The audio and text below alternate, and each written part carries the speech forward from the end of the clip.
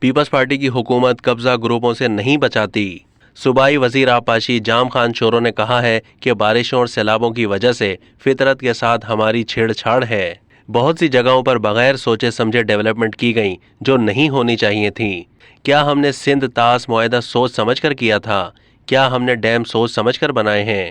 سیلاب زدہ علاقے سیون شریف کا دورہ کرتے ہوئے میزبان حامد میر نے کہا کہ حکومتی عہدیداروں کو ہیلی کاپٹر میں بیٹھ کر گھومنے کے بجائے زمین پر آ کر کام کرنا چاہیے۔ سیون شریف کا علاقہ وزیر اعلیٰ سندھ مراد علی شاہ کا حلقہ ہے، جہاں سیلاب سے بڑی تباہی ہوئی ہے۔ سندھ کے دیہاتوں کے لوگوں نے اپنی مدد آپ کے تحت سیلاب کا مقابلہ کیا۔ حکومت کو بھی اب صرف بیانات دینے کے بجائے ان لوگوں کی مدد کے لیے آنا چاہیے۔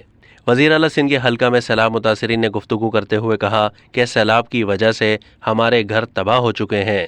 حکومت کی طرف سے ہمیں کوئی امداد نہیں ملی، گندا پانی پینے پر مجبور ہیں۔ وزیر اعلیٰ سندھ کا حلقہ ہے لیکن وہ گھر پر بیٹھے ہیں۔